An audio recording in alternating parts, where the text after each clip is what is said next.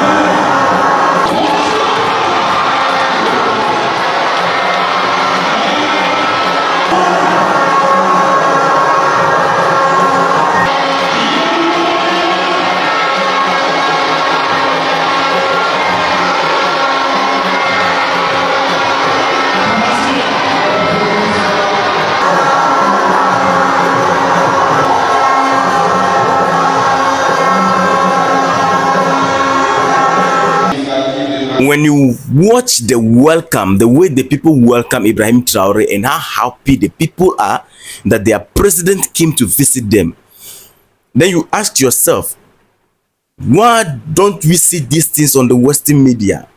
We don't see this on BBC. We don't see this. The only thing we see on these media houses is how they can channel a message that will divide the nation. Lovely people, these people enthusiastically welcome Ibrahim Traoré. So they had a meeting in a very big hall in this particular town called Ziniaré. And the whole thing started somewhere 9 a.m. in the morning. The hall was filled with attendees, and there were enjoyment, entertaining, and some kind of activities to make the whole meeting lively. And somewhere around 10 a.m. Ibrahim Traoré entered the hall, and it was electrifying atmosphere filled with whistles, vuvuzela, shout and chanting, and the national anthem came in. Oh my, I watched the whole thing. I'm like, wow, these are people happy with their leadership. These are people who are seeing result on ground. Now, how they organize the meeting is so amazing. So the people who are displaced, they have their representative, 2 or 3, and the people who they are very old and they also have their concern, 2 or 3 people represented them. We have the women being represented, students represented, economic actors represented, people living in rural residents represented, internally displaced people, as I said, they are also represented, disability people also have their representative, and citizen watch group were also represented. And all these people expressed their individually gratitude, pride, concern, and grievances to the president. The things that touch their heart, the one they are happy about, the ones they are not happy about, things that they need to be done in their region, in their community, their individual concern, all of these things were brought to the attention of the president, not through the regional minister. No, he went on the ground to listen directly from the people, understand from the people, and communicate directly to the people. And then after listening attentively, President Traoré addressed their concern. He first of all called for a minute of silence to honor soldiers who had fallen victim for national sovereignty. He always do this. He also acknowledged the issues raised and reassured the attendees that measures will be taken to ensure the country's full sovereignty. And he also urged the population to unite for the national development, because there is a disunity message champion right now to put division among the people. I don't know how many of you watched that news from Burkina Faso. Recently, they did something to bring the nation together. Burkina Faso is made of Christianity and Islamic, also the cultural traditional people, you understand. So to group these people and then to have that unity, the true Muslim and Christian together with traditionalists, all the religious group in the country, they came together to eat at one table to make sure that there is solidarity, to bridge the gap of these. We are Muslim and Christians, we can't breathe together, and we are Christians, we can't mingle with Muslims. No, Ibrahim Traoré is saying that we are human beings first before any religion at all came on board. So we need to work together as people for the benefit of our nation. Individually, you are a Muslim, you can worship your God the way you want to worship your God. You are a Christian, you are worshiping your God the way you want to worship your God. The traditionalist is worshiping his God. Everybody is worshiping God according to their own understanding. So everybody should be allowed to worship their God the way they are worshiping their God. But that should not bring division. Because you are worshiping God through the left doesn't mean the person worshiping God through the right is wrong. So they threw this party to bring them all together. Unity, to build unity. And there is a fake news circulating to put division among the Muslim community. So the news is that, I know many of you watch that news on the media. I'm going to actually put a video out to clarify the air that Saudi Arabia proposed a 200 mosque to be built in Burkina Faso, but Burkina Faso rejected it. It was fake news. Their Minister of Information issued statement, right? The issue statement disclaiming that no, It was false narrative propagated since 2023, and now they are boosting it into the system to put division, to make it look like Burkina Faso leader doesn't like Muslim community. That is what they are trying to put on board. So all of you who watch that news from any platform you watch it is fake news. I always tell you that here on this platform, one of the things I do is that before I come out to say anything here, I make sure that when I'm done, you leave here, you can do your research one after the other individually, and you will get the details of everything I'm saying here. You will not leave here and go and search certain things that I'm saying or anything I'm saying here and you can't find it in the news. No. The only place you will not find some of them is the Western media. But the Pan-African news, directly from Burkina Faso, I'm telling you the truth, my platform is credible. I can say that because so far so good. I've never published anything where tomorrow I'll wake up and the fact check will say that it is wrong. That is why when you see updates coming out and then it is having millions of views, or the platform are publishing it, you don't see it on my platform. It simply means that I have not gotten any concrete source to confirm the news. So this news is fake, all right? There's nothing like that. So we can now move forward. Now, after the meeting with the people, I watched the interview. The people who travel from afar and came, listening to Ibrahim Traoré directly, after hearing their concern and communicating back to them, they described the president's presence as a strong and commendable gesture. Like some president or democratic countries, the president will be somewhere in his palace and then send some people to go and talk with. They'll go and show their faces to the people and then talk with the regional minister, and then that's all. No, they say his presence is a strong and commendable gesture.